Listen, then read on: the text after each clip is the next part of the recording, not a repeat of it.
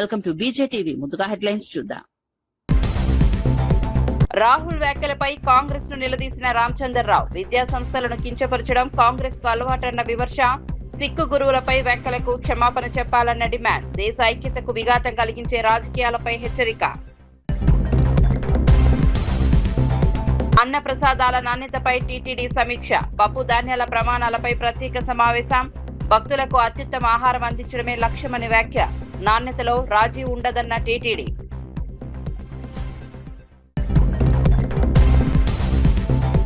శ్రీధర్ బాబుకు కవిత ఘాటు హెచ్చరిక. రాజకీయాల్లో హుందాతనం పాటించాలని సూచన. ప్రజా సమస్యలపై దృష్టి పెట్టాలన్న కవిత. తెలంగాణ ప్రజల తీర్పే అంతిమమని వ్యాఖ్య.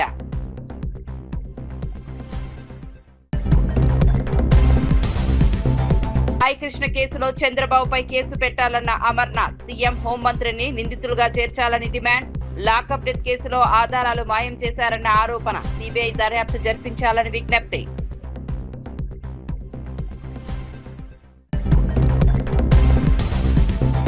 విద్యార్థుల భద్రతపై సజ్జనార్ కీలక సూచనలు. మైనర్లు వాహనాలు నడపడం సహించబోమన్న హెచ్చరిక.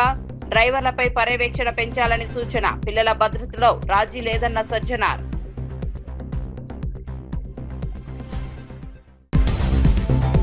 వార్త వివరాల్లోకి వెళ్తే, విద్యా వ్యవస్థపై కాంగ్రెస్ నేత రాహుల్ గాంధీ చేసిన వ్యాఖ్యలు, సిక్కు గురువులపై పంజాబ్ ముఖ్యమంత్రి చేసిన వ్యాఖ్యలను తెలంగాణ బీజేపీ నేత ఎన్ రామచంద్రరావు తీవ్రంగా ఖండించారు.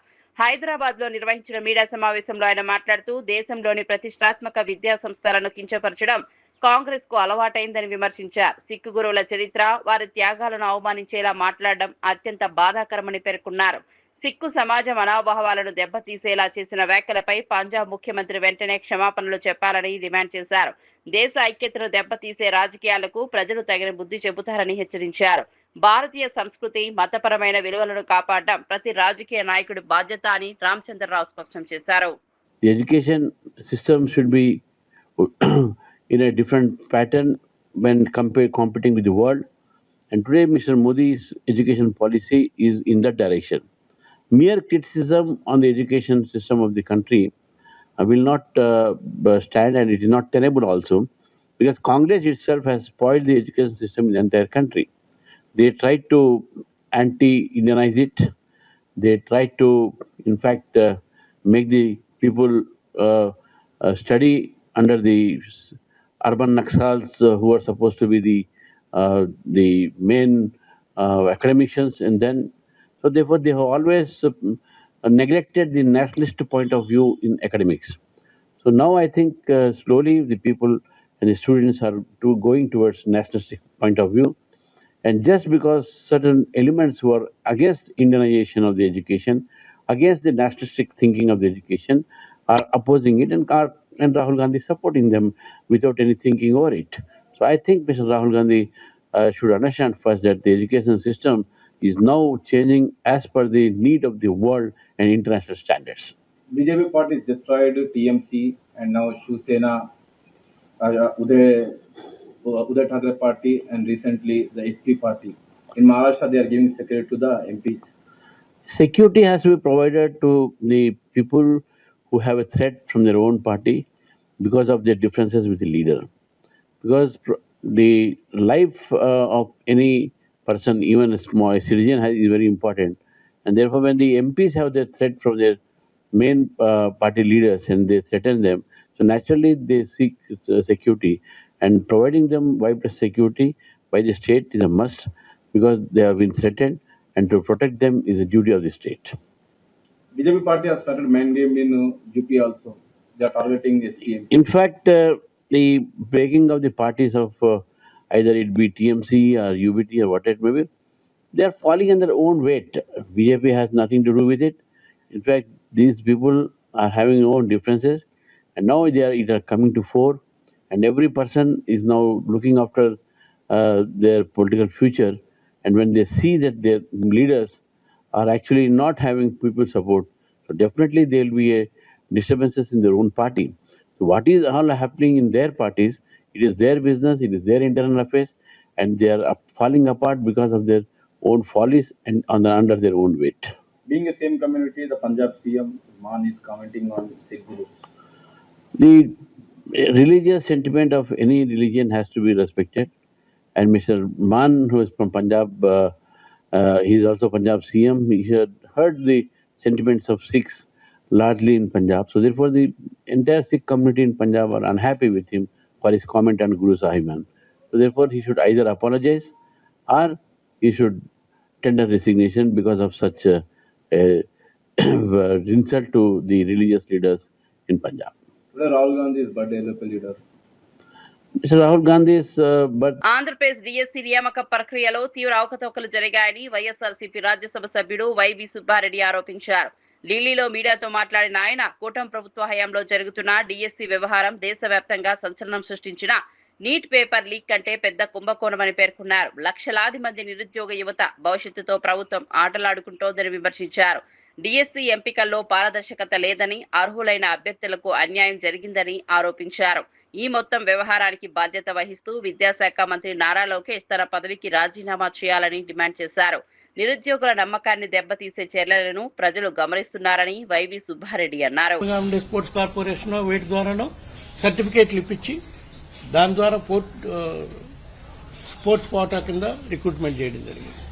ఇన్ని అవకతవకలు జరిగి నిరుద్యోగ యువకులు, అర్హులైన నిరుద్యోగులు ఎంతో మంది ఉద్యోగ అవకాశాలు కోల్పోయే పరిస్థితి వచ్చి ఈరోజు కోర్టును ఆశ్రయించే పరిస్థితి వచ్చింది. ఇదంతా కూడా ఎట్లా లీక్ అయింది, బయటికి ఎట్లా వచ్చింది అంటే ఈ టెస్ట్ లో డిఎస్సి ఎగ్జామ్ లో ఫస్ట్ ర్యాంక్ వచ్చిన కుర్రోడు జాబ్ రాకపోతే, ఫస్ట్ ర్యాంక్ వచ్చిన కుర్రోడికి యువకుడికి జాబ్ రాకపోతే కోర్టులో వేయటం జరిగింది. కోర్టులో ఈ విషయం బయటపడింది. సో పేపర్ లీక్ అయింది. స్పోర్ట్స్ కోటా కింద ఏ విధంగా అర్హులై ఫస్ట్ ర్యాంక్ వచ్చిన వాళ్ళు ఉద్యోగాలు రాలా. ఈవెన్ స్పోర్ట్స్ కోటాలో కూడా గోల్డ్ మెడల్ వచ్చిన అతను కూడా ఉద్యోగం రాలా. సో ఏ స్థాయిలో డిఎస్సీలో అవకతవకలు జరిగాయో చూడండి. దానికోసమై ఇంతమంది నిరుద్యోగ యువకులకి, అర్హులైన నిరుద్యోగులకి అవకాశాలు రాకపోగా దీంట్లో పెద్ద స్కామ్ జరిగింది. పేపర్ లీక్ సుమారుగా 10 లక్షల నుంచి 15 లక్షలు మార్కెట్లో పేపర్లు దొరికే విధంగా వీడియో వైరల్ కూడా అయింది. ఆ వీడియో కూడా మీడియాలో కూడా వచ్చింది. వీటన్నిటిపై రాష్ట్ర ప్రభుత్వం పట్టించుకోని పరిస్థితుంది. వైఎస్ఆర్ కాంగ్రెస్ పార్టీ తరఫున నిన్న రాష్ట్ర గవర్నర్ని కలిసి కూడా దీనిపై సిబిఐ ఎంక్వైరీ చేయాలని చెప్పడం జరిగింది. వైఎస్ఆర్ కాంగ్రెస్ పార్టీ తరఫున ఎంపీలందరం కూడా డిఎస్సీపై సిబిఐ ఎంక్వైరీ గాని, సిట్టింగ్ జడ్జి చేత గాని ఎంక్వైరీ చేయించాలని చెప్పి వైఎస్ఆర్ కాంగ్రెస్ పార్టీ తరఫున ఎంపీలందరం కూడా ఈరోజు ప్రధానమంత్రికి, హోమ్ మినిస్టర్కి, ఎడ్యుకేషన్ మినిస్టర్కి, సిబిఐ డైరెక్టర్కి అందరికి కూడా వినతి పత్రం ఇచ్చి దీనిపై సమగ్రంగా దర్యాప్తు చేయాలని కోరే కార్యక్రమం మీద ఈరోజు ఇక్కడికి రావడం జరిగింది. అదేవిధంగా ఇదొక 2 సంవత్సరాల్లో ఇది కేవలం ప్రధాన అంశంగా ఎందుకు చెప్తున్నామంటే ఎంతో మంది నిరుద్యోగ యువకులకి, అర్హులైన వాళ్లకు ఉద్యోగ అవకాశాలు రాకపోగా వాళ్ళకి అన్యాయం జరిగింది కాబట్టి దీన్ని ప్రాథమికంగా తీసుకుని దీనిపై సిబిఐ ఎంక్వైరీ చేయాలి. అదేవిధంగా గత 2 సంవత్సరాల్లో ఏ విధంగా రాష్ట్రంలో కరప్షన్ అవినీతిమైపోయి అన్ని వ్యవస్థలు అవినీతిమయమనే దానికి రకరకాల అంశాలున్నాయి. ప్రధాన అంశం అమరావతి రాజధాని నిర్మాణం. అమరావతి రాజధాని నిర్మాణం సుమారుగా 49,000 ఎకరాల్లో కట్టేదానికి 2014 నుంచి మొదలుపెట్టారు. 49,000 ఎకరాలకి ఎకరాకి 2 లక్షల ఇన్ఫ్రాస్ట్రక్చర్ డెవలప్మెంట్ కానీ 1,00,000 కోట్లు అవసరం అవుతుందని చెప్పారు. మళ్ళా ఈ మధ్య కాలంలో చంద్రబాబు నాయుడు గారు మళ్ళా ఇంకో 50,000 ఎకరాలు ల్యాండ్ పూలింగ్ కింద తీసుకోవాలని ప్రపోజల్ పెట్టారు. అది కూడా మళ్ళా డెవలప్ చేయాలంటే ఎకరాకు 2 కోట్ల లెక్కన అది 1,00,000 కోట్లు. సుమారుగా 2 లక్షల కోట్లు అమరావతి ఇన్ఫ్రాస్ట్రక్చర్ డెవలప్మెంట్ ఖర్చు పెట్టే విధంగా వీళ్ళు ప్రణాళికల రూపకల్పన చేయడం జరిగింది. ఈ అంశం ఎందుకు చెప్తున్నానంటే అమరావతి క్యాపిటల్ నిర్మాణం పేరుతో పెద్ద ఎత్తున అవినీతి జరుగుతుంది. ఇదంతా ప్రజల సొత్తు. వీళ్ళు అప్పులు తెచ్చి రాజధాని నిర్మాణం చేసినా దాన్ని అవినీతిమయం ఏ విధంగా జరుగుతుందనే దానికి కొన్ని ఉదాహరణలు చెప్తాను. ఈరోజు అమరావతిలో సుమారుగా 50 లక్షల ఎస్ఎఫ్టీతో ప్రధాన సెక్రటరియట్ నిర్మాణం ప్రపోజల్ పెట్టారు.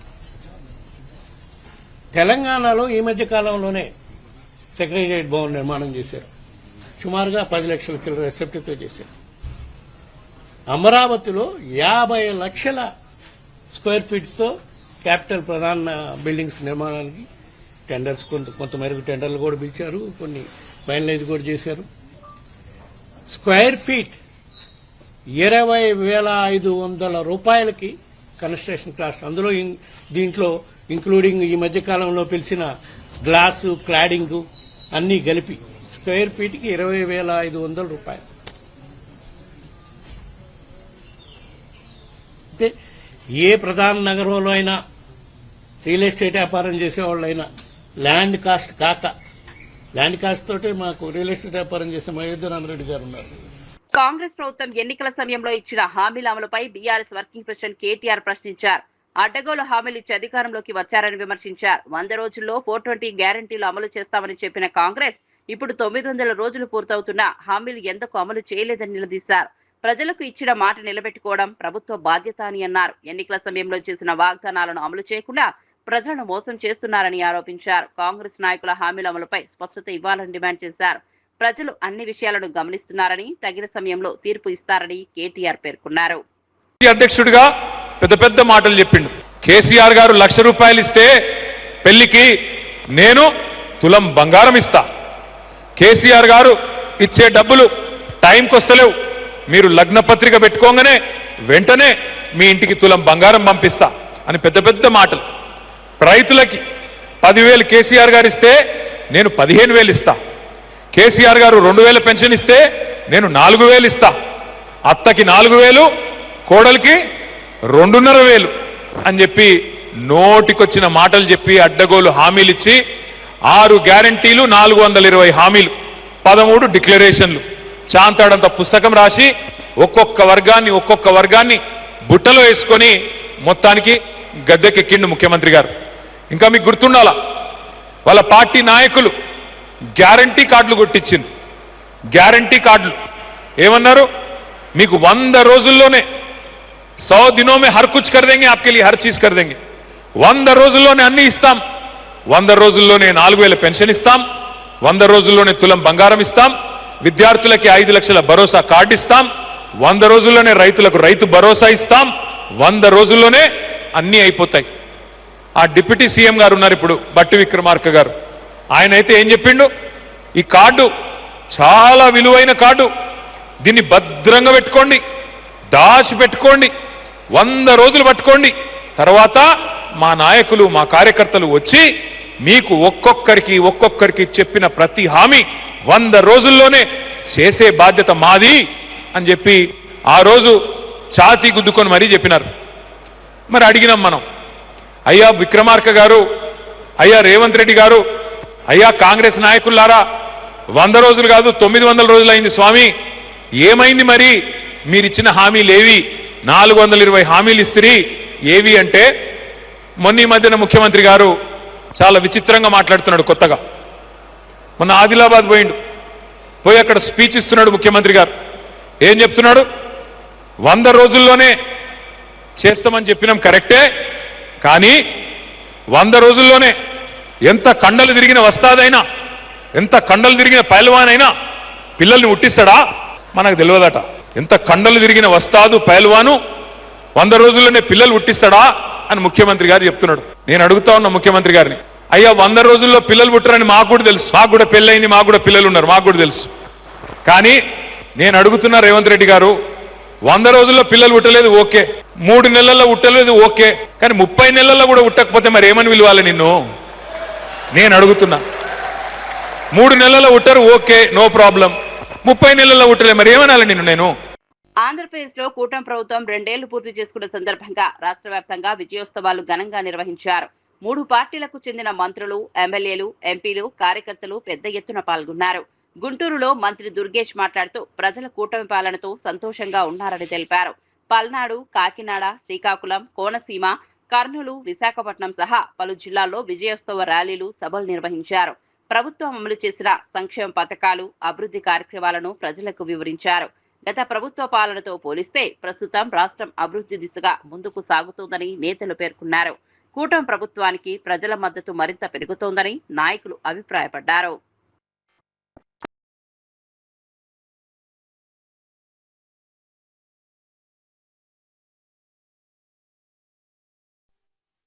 ఆ దుష్ట పరిపాలనకి భిన్నంగా పరిపాలన సాగిస్తా ఉన్నాం. ఈ రాష్ట్రంలో ఎక్కడా కూడా కక్ష సాధింపు ధోరణి లేదు. తప్పు చేసిన వాడు ఖచ్చితంగా చట్టానికి లోబడి ఉండాల్సిందే. శాంతి భద్రతలు కాపాడడం, మహిళల హక్కులు కాపాడడం, మహిళామ్మ తల్లికి అగ్రపీఠం ఇవ్వటం, వీటిని ప్రధానంగా పెట్టుకున్నటువంటి మనం ఈ పక్కనుంటే మహిళల్ని కించపరచడం, వారిని హేళన చేయటం, ఇవన్నీ ఆ పార్టీ యొక్క ప్రత్యేకతలు. చాలా సంక్షేమ కార్యక్రమాలు ఎక్కడా కూడా లోటు లేకుండా చక్కగా జరుగుతూ ఉన్నాయి. మరీ ముఖ్యంగా వినుకొండ ప్రాంతంలో, మాచర్ల ప్రాంతంలో చెరువులు ఉన్నాయి, కానీ చెరువులు పూడికపోయి మాకు వర్షం పడినప్పుడే నింపుకోవాలి, వాటిని బాగు చేస్తే బాగుంటుందని దాంట్లో భాగంగా RRR అని కేంద్ర ప్రభుత్వ స్కీమ్ ఉంది. దాంట్లో 10 చెరువులు ఇక్కడే మనం ప్రతిపాదించడం జరిగింది. వాటిని కూడా మనం శాంక్షన్ చేయించుకోవాలి, వాటి పనులు కూడా చేయించుకోవాల్సిన అవసరం ఉంది. డిఎస్సి నియామకాలపై వైఎస్ఆర్సీపీ తప్పుడు ప్రచారం చేస్తోందని ఎమ్మెల్సీ భూమిరెడ్డి రామ్గోపాల్ రెడ్డి ఆరోపించారు. నిరుద్యోగ యువతలో గందరగోళం సృష్టించడమే లక్ష్యంగా ఆరోపణలు చేస్తున్నారని విమర్శించారు. డిఎస్సిలో ఎక్కడ అవినీతి జరిగిందో నిరూపించాలని పలుమార్లు సవాల్ విసిరినా వైసీపీ నేతలు సమాధానం చెప్పలేకపోయారని అన్నారు. గవర్నర్, ప్రధాని వద్దకు ఫిర్యాదులు చేయడం రాజకీయ డ్రామా మాత్రమేనని పేర్కొన్నారు. బహిరంగ చర్చకు రావడానికి వైసీపీ నేతలు భయపడుతున్నారని ఆరోపించారు. చర్చ జరిగితే వారి ఆరోపణల్లో వాస్తవం లేదని ప్రజలకు తెలుస్తుందని అన్నారు. బొత్స సత్యనారాయణ, వైవి సుబ్బారెడ్డి వ్యాఖ్యలను కూడా భూమిరెడ్డి తీవ్రంగా తప్పుపట్టారు. మీ పాయింట్ ఎక్కడైతే మీరు అనుమానాలు వ్యక్తం చేస్తున్నారో వాటన్నింటిని కూడా నివృత్తి చేస్తామని గతంలో చెప్పాం, ఈ రోజు కూడా చెప్తాం, రేపు కూడా అదే చెప్తాం. కానీ మీరు దానికి పోకుండా బురద తల్లేసి మీరు కనుక్కోమని మాట్లాడుతూ ఉన్నారు. పారదర్శకత లోపిందంటున్నాడు బొత్స. పరీక్షలు పారదర్శకంగా జరిగాయి. మీ బాధ అంతా, బొత్స గారి బాధ అంతా ఏంటంటే తెలుసా? ఆయనకు విద్యాశాఖ మంత్రిగా ఉన్నప్పుడు దాదాపు 50 కోట్ల రూపాయలు డబ్బులు తీసుకుని 2000 మంది ఉపాధ్యాయులై బదిలీలు చేయడం జరిగింది. మీ దురదృష్టవశాత్తు ఎన్నికల కోడ్ రావడంతో ఆ బదిలీలు ఆగిపోయాయి. లోకేష్ బాబు గారు విద్యామంత్రి అయిన తర్వాత ఇవన్నీ కూడా అక్రమ బదిలీలు, వీటన్నిటిపైన విచారం చేసి ఆపివేయడం జరిగింది. ఆ రోజు నుంచి మీరు లోకేష్ బాబు గారి పైన అక్కసును, కోపాన్ని పెంచుకున్నారు. వైవి సుబ్బారెడ్డి గారికి సవాల్ చేస్తానా, ఈ 16,000 మంది ఉద్యోగాల్లో మా పార్టీలో యాక్టివ్ గా ఉన్న ఏ యువకునికైనా యువతికైనా ఉద్యోగాలు వచ్చినట్టు చూపించగలవని అడుగుతా ఉన్నా. నువ్వు నిరూపించగలవు సుబ్బారెడ్డిని సవాల్ చేస్తానా? పాఠశాలలు బాధ్యతాయుత పౌరులను తీర్చిదిద్దే కేంద్రాలుగా మారాలని Hyderabad police commissioner CV Anand Sajjanar అన్నారు. రవీంద్ర భారతిలో ట్రాఫిక్ పోలీసుల ఆధ్వర్యంలో నిర్వహించిన అవగాహన కార్యక్రమంలో ఆయన పాల్గొన్నారు. విద్యార్థుల భద్రత, ట్రాఫిక్ నిబంధనలు, మాదక ద్రవ్యాల నివారణ వంటి అంశాలపై పాఠశాల యాజమాన్యాలు ప్రత్యేక శ్రద్ధ చూపాలని సూచించారు. మైనర్లు వాహనాలు నడపడం ఎట్టి పరిస్థితుల్లోనూ సహించబోమని హెచ్చరించారు. విద్యార్థులను రవాణా చేసే వాహన డ్రైవర్లపై పాఠశాలల్లో నిరంతర పర్యవేక్షణ చేపట్టాలని సూచించారు. పిల్లల భద్రత విషయంలో రాజీ ఉండకూడదని స్పష్టం చేశారు. కార్యక్రమంలో GHMC commissioner RV Karnan, traffic joint CP Joel Davis తదితరులు పాల్గొన్నారు. సో అందుకు మీరు ఓన్లీ మనము సంవత్సరానికి నా స్కూల్ చూస్తాను, ఈ అకాడమిక్ ఇయర్ లేదంటే ఏదో రిజల్ట్ వస్తే నా స్కూల్ ఆ ర్యాంక్ వచ్చింది, ఈ స్కూల్ ర్యాంక్ వచ్చింది అనుకోవడానికి లేదు. ఐ థింక్ మనం కూడా ఒక మార్క్ KPIs పెట్టుకోవాలి. నా స్కూల్ పిల్లలు ఎవరు కూడా మోసపోలేదు, మా స్కూల్ పిల్లలు ఎవరు కూడా యాక్సిడెంట్స్లో నష్టం పోలేదు, అట్లానే మా స్కూల్ మంచి మనము డ్రగ్స్ కేసెస్లో ఎవరు ఇన్వాల్వ్ కాలేదు, మైనర్ డ్రైవింగ్లో ఇన్వాల్వ్ కావలేదని చెప్పి ఒక KPIs పెట్టుకుంటేనే అవుతుంది. కానీ ఏదో ఒక పెద్ద ర్యాంక్స్ వచ్చింది, నేను స్టేట్లో నేషనల్లో ర్యాంక్ వచ్చింది, స్కాలర్షిప్ వచ్చిందని చెప్పుకోవడానికి లేదు. ర్యాంక్స్ ఇంపార్టెంట్ కాదు. ఒక సేఫ్ స్కూల్ ఎన్విరాన్మెంట్, ఒక మంచి సిటిజన్స్గా తయారవుతున్నారు లేదనే పైన మీరు ఆధారపడుతుంది. కానీ ఏదో క్రైమ్లో ఇన్వాల్వ్ అయితే I think you will be utter failure. ఎందుకంటే చూస్తున్నాను చాలామంది ఈరోజు మైనర్ డ్రైవింగ్ చేస్తున్నారు. ఇంకా మైనర్ డ్రైవింగ్ అయినా ఎవరెవరు ఇన్వాల్వ్ అవుతారు వాళ్ళందరి పేరు మీ అందరు కూడా పంపిస్తాను. స్కూల్ యాజమాన్యం వాళ్ళ పైన కూడా కఠినంగా వివరించాలి. మైనర్ డ్రైవింగ్ సహించము. అట్లానే పేరెంట్స్ కూడా మనము పేరెంట్స్ పైన కూడా కేసు కట్టడం జరుగుతుంది. ఇంకా వచ్చే రోజు కూడా ఇంకా చాలా కఠినంగా వ్యవస్థను. రాజీవ్ గాంధీ జన్మదినాన్ని పురస్కరించుకుని హైదరాబాద్ SR నగర్ లో కాంగ్రెస్ నాయకులు ఘనంగా వేడుకలు నిర్వహించారు. డివిజన్ కాంగ్రెస్ అధ్యక్షుడు రవికిరణ్ ఆధ్వర్యంలో జరిగిన కార్యక్రమానికి సనత్ నగర్ నియోజకవర్గ ఇన్ఛార్జ్ కోట నీలిమ ముఖ్య అతిథిగా హాజరయ్యారు. కేక్ కట్ చేసిన అనంతరం అన్నదాన కార్యక్రమాన్ని ప్రారంభించారు. కాంగ్రెస్ కార్యకర్తలకు ఇది ఒక పండుగలా నిర్వహిస్తున్నామని నాయకులు తెలిపారు. దాదాపు 200 మందికి అన్నదానం ఏర్పాటు చేసినట్టు వెల్లడించారు. రాజీవ్ గాంధీ దేశానికి అందించిన సేవలను ఈ సందర్భంగా స్మరించుకున్నారు. కార్యక్రమంలో పెద్ద సంఖ్యలో కాంగ్రెస్ నాయకులు, కార్యకర్తలు పాల్గొని నివాళులు అర్పించారు. సెలబ్రేట్ చేస్తున్నారు. ఈరోజు వివిధ డివిజన్స్లో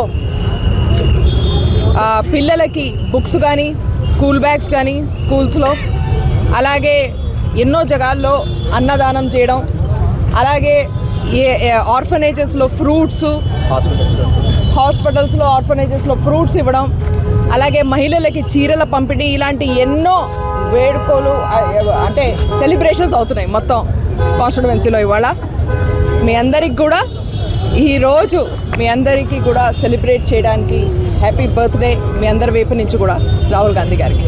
థ్యాంక్ యూ. ఇవాళ మా ప్రియతమ నాయకుడు రాహుల్ గాంధీ గారి జన్మదినం పురస్కరించుకొని ఇక్కడ ఎస్ఆర్ నగర్ డివిజన్లో కమిటీ హాల్ చౌరస్తా దగ్గర భారీ ఎత్తున అన్నదానం కార్యక్రమం జరుపుతున్నాము. ఎంతోమంది పేదవాళ్ళు వచ్చి ఇక్కడ భోంచడం జరిగింది. డాక్టర్ కోట నిల్వ గారు చీఫ్ గెస్ట్గా వచ్చి కేక్ కట్ చేశారు. అందరికీ విషెస్ చెప్పేసి మేము ఈవెంట్ స్టార్ట్ చేసాం. చాలా మంచిగా ఉంది రెస్పాన్స్. చాలామంది వచ్చి అన్నదానానికి పార్టిసిపేట్ చేస్తున్నారు ప్రోగ్రాంలో. రాహుల్ గాంధీ గారు మన నెక్స్ట్ ప్రైమ్ మినిస్టర్ కావాలని మేము అందరం ఆశిస్తున్నాం. అదే కోరికతోటి ఈ ఈవెంట్ స్టార్ట్ చేసాం. బలంగా మా అందరికి కోరిక ఉంది రాహుల్ గాంధీ గారు నెక్స్ట్ ప్రైమ్ మినిస్టర్ కావాలని. ఖచ్చితంగా మేము రాహుల్ గాంధీ ప్రైమ్ మినిస్టర్ కావాలని మేము ప్రయత్నిస్తాం. మా ఎఫర్ట్ మొత్తం దాని గురించే ఉంటుంది.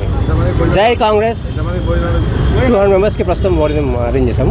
పెరిగితే మళ్ళీ ఇంకా చేసుకొస్తాం. మంత్రి శ్రీధర్ బాబు వ్యాఖ్యలకు టీఆర్ఎస్ చీఫ్ కల్వకుంట్ల కవిత ఘాటుగా స్పందించారు. గతంలో తనతో రాజకీయంగా తలపడిన వారు ఎదురు దెబ్బలు తిన్నారని గుర్తు చేశారు. మరోసారి అదే విధంగా వ్యవహరిస్తే వచ్చే ఎన్నికల్లో తీవ్ర ఇబ్బందులు ఎదుర్కోవాల్సి వస్తుందని హెచ్చరించారు. ప్రజల సమస్యలపై పోరాటం చేస్తున్న తమను లక్ష్యంగా చేసుకుని విమర్శలు చేయడం సరికాదన్నారు.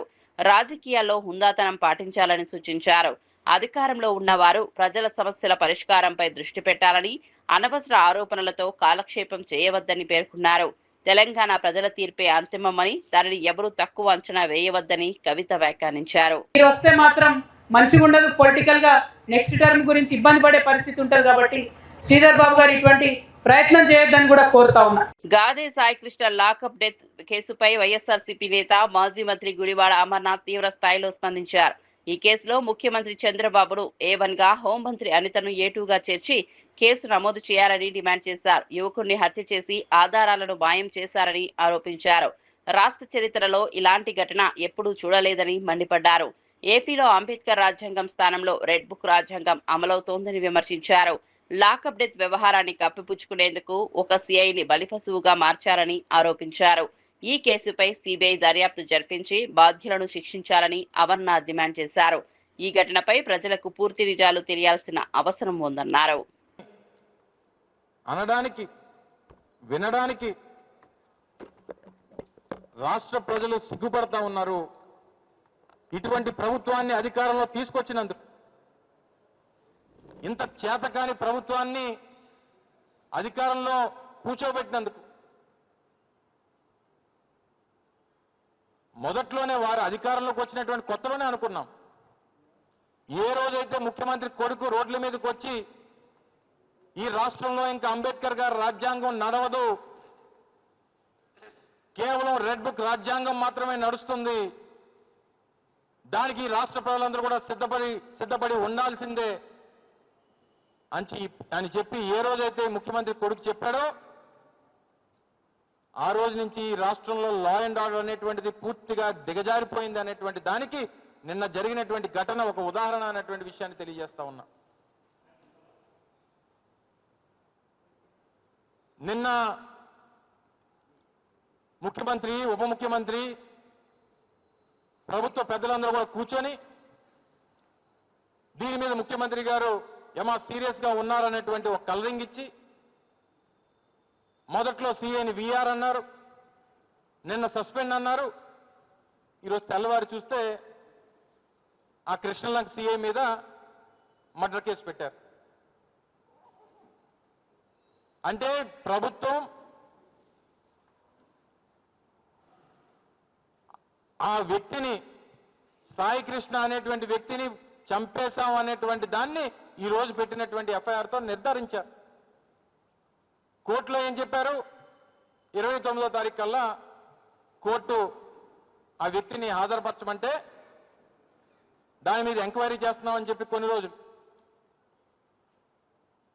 కొన్ని రోజులేమో ఆ కుర్రవాడిని తీసుకొని వచ్చాం, ఎంక్వైరీ చేశాం, విడిచిపెట్టేశామని చెప్పి కొన్ని రోజులు.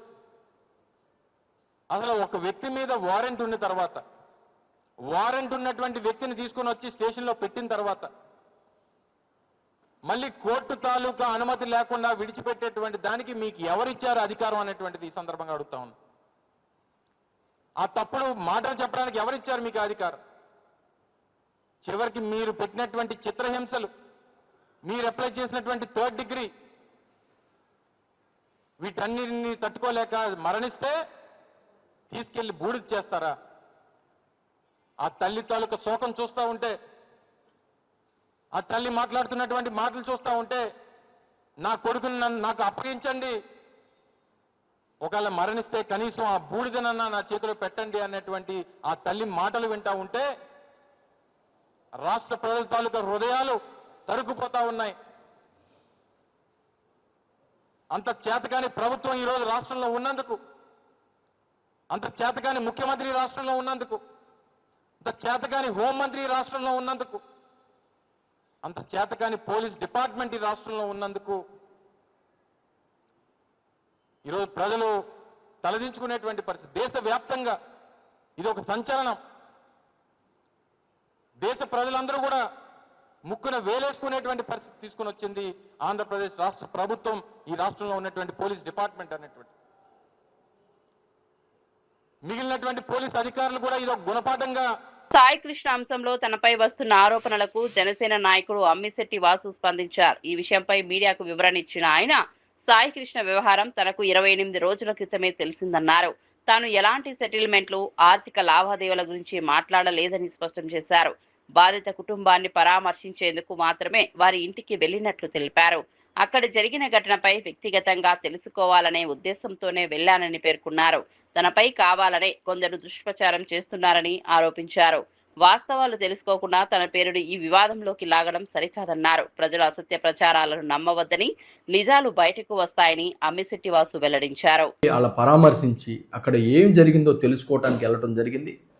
అక్కడ వాళ్ళు నాకు వివరంగా కొంత విషయాన్ని చెప్పటం, దాని తర్వాత పోలీసు వారితో నేను మాట్లాడటం, పోలీసు వారేమో అరెస్ట్ వారెంట్ ఉంది, ఆ వ్యక్తి దొరకట్లేదు, మాకు సంబంధం లేదని వాళ్ళు మాట్లాడటం, లేదు ఉన్నారు కంపల్సరీ లాకప్లోనే ఉన్నాడు, వాళ్ళు బయట పెట్టలేదని వీళ్ళు మాట్లాడటం, ఏదైనా చట్టరీత్యా చర్యలు తీసుకుంటామని వాళ్ళు చెప్పటం, దాన్నే ప్రొసీడ్ అవ్వండి అని చెప్పి మేము మాట్లాడటం జరిగింది.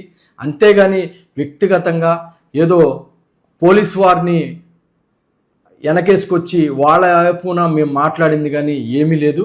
ఎటువంటి ఇది సెటిల్మెంట్ కానీ ఎటువంటి ఫైనాన్షియల్ ట్రాన్సాక్షన్ కానీ మాట్లాడటం అయితే జరగలేదు. దయచేసి అందరూ అర్థం చేసుకోండి. ఇది కావాలని వైసీపీ నిన్నటి వరకు నా పేరు చెప్పనటువంటి ఆ కుటుంబం ఈరోజు కావాలని వైసీపీ నాయకులు జనసేనని పార్టీని ఆపాదించడం కోసం కావాలని అంబటి రాంబాబు గారు దగ్గరుండి మా పేర్లు చెప్పడం జరిగింది. దయచేసి మీరు అందరూ అర్థం చేసుకోండి. బాధ్యతల తరపునే జనసేన పార్టీ కానీ మేము కానీ నిలబడతాం. ఆ తల్లికి న్యాయం చేయాలనే ఉద్దేశం తప్ప మాకు ఎటువంటి ఆలోచన లేదు. ఈరోజు కూడా తన బిడ్డ తనకు దొరకాలని మనస్ఫూర్తిగా దేవుణ్ణి ప్రార్థిస్తా ఉన్నాం. అదేవిధంగా వాళ్ళకి కుటుంబానికి ఏ అవసరం వచ్చినా ఇప్పుడు ఏదైతే ముఖ్యమంత్రి గారు, ఉప ముఖ్యమంత్రి గారు, డీజీపీ గారు చెప్పారో అక్కడున్న ఆఫీసర్ను కానీ సస్పెండ్ చేయటం, అదేవిధంగా ఒక ఎంక్వైరీ చేయించటం, చట్టం తన పని తాను చేసుకునే విధంగా ఈరోజు కూటమి ప్రభుత్వం తీసుకున్న చర్యలు మీరు అందరూ చూస్తూ ఉన్నారు. దయచేసి ఇది రాజకీయం చేయవాకండి. రాజకీయాలకు సంబంధం లేదు. ఆ వ్యక్తులు ఆ తల్లి బాధ చూడలేక మేము ఇంటికెళ్ళి పరామర్శించిన మాట వాస్తవం. అంతకు తప్ప దీంట్లో ఏ విషయం జరగలేదు. ఏదైనా బాధ్యతల తరపునే మేము నిలబడతామని మేము ఈ మీడియా తిరుమలలో భక్తులకు అందించే అన్నప్రసాద నాణ్యత, పరిశుభ్రత ప్రమాణాలను మరింత మెరుగుపరిచే దిశగా టీటీడీ చర్యలు చేపట్టింది. ఈ నేపథ్యంలో టీటీడీ అదనపు ఈవో వెంకయ్య చౌదరి పప్పు మిల్లర్లతో ప్రత్యేక సమీక్షా సమావేశం నిర్వహించారు. పద్మావతి అతిథి గృహంలోని సుధర్మ హాల్లో జరిగిన ఈ సమావేశంలో అన్న ప్రసాదాల తయారీలో ఉపయోగించే పప్పు, ధాన్యాల నాణ్యతపై చర్చించారు. భక్తులకు అందించే ప్రతి ఆహార పదార్థం అత్యుత్తమ ప్రమాణాలతో ఉండాలని అధికారులు స్పష్టం చేశారు. నాణ్యతలో ఎలాంటి రాజీ పడకుండా సరఫరాదారులు వ్యవహరించాలని సూచించారు. తిరుమలకు వచ్చే లక్షలాది మంది భక్తులకు రుచికరమైన ఆరోగ్యకరమైన ఆహారం అందించడమే లక్ష్యమని టీటీడీ పేర్కొంది. నాణ్యత పర్యవేక్షణను మరింత కట్టుదిట్టం చేయాలని సమావేశంలో నిర్ణయించారు.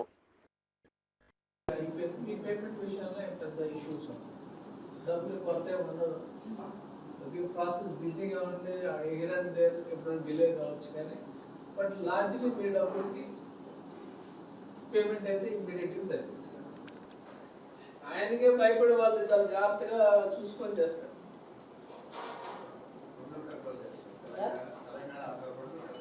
అదొకటి.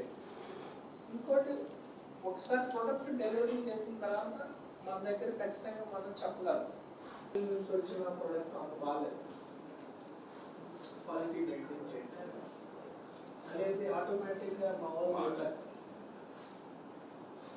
చూడంగా చెప్పేసి వాళ్ళు కూడా ఉంటారు. మా లడ్డూలు అయితే అది చూడంగా చెప్పారు, లోపలికి కూడా వెళ్ళాలని చూసి చెప్పారు. సప్లై ఓవరాల్ మంత్లీ ఎంత వస్తుంది, ఓవరాల్ 3 months ఎంత వస్తుంది, ఓవరాల్ ఇయర్ లో ఎంత వస్తుంది అవన్నీ మా వాళ్ళు ఇస్తారు. దానికి సంబంధించి ఒక ఎంఓయూ చేయొచ్చు.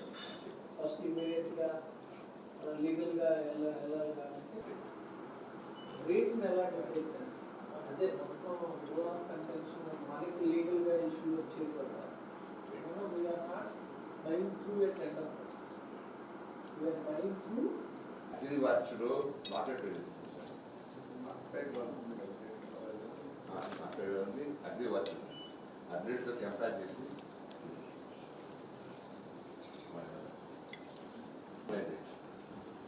రేట్స్ కంపేర్ చేసుకుని వీళ్ళ రేట్స్ కంపేర్ చేసుకుని ఎవరి రేట్స్ పిలిచే రేట్స్ దాన్ని కంపేర్ చేయాలి. ఇంతకుముందు ఎట్లా టెండర్ ఇప్పుడు ఇదే టెండర్ వచ్చిన రేట్స్ మన దగ్గర ఆ రేట్కి. బులెటిన్ ముగించే ముందు హెడ్లైన్స్ మరోసారి చూద్దాం. రాహుల్ వ్యాఖ్యలపై కాంగ్రెస్ ను నిలదీసిన రామచంద్రరావు. విద్యా సంస్థలను కించపరచడం కాంగ్రెస్ కు అలవాటన్న విమర్శ. సిక్కు గురువులపై వ్యాఖ్యలకు క్షమాపణ చెప్పాలన్న డిమాండ్. దేశ ఐక్యతకు విఘాతం కలిగించే రాజకీయాలపై హెచ్చరిక. అన్న ప్రసాదాల నాణ్యతపై టీటీడీ సమీక్ష. పప్పు ధాన్యాల ప్రమాణాలపై ప్రత్యేక సమావేశం. భక్తులకు అత్యుత్తమ ఆహారం అందించడమే లక్ష్యమని వ్యాఖ్య. నాణ్యతలో రాజీ ఉండదన్న టీటీడీ.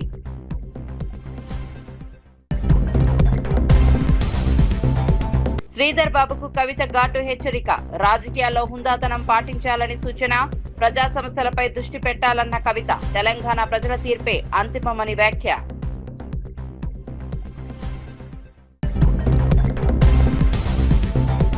కృష్ణ కేసులో చంద్రబాబుపై కేసు పెట్టాలన్న అమర్నాథ్. సీఎం హోంమంత్రిని నిందితులుగా చేర్చాలని డిమాండ్. లాకప్ డెత్ కేసులో ఆధారాలు మాయం చేశారన్న ఆరోపణ. సిబిఐ దర్యాప్తు జరిపించాలని విజ్ఞప్తి.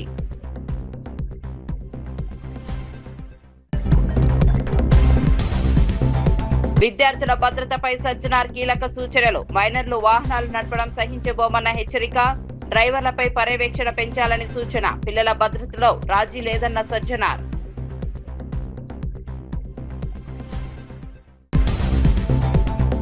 మరిన్ని అప్డేట్స్ కోసం చూస్తూనే ఉండండి.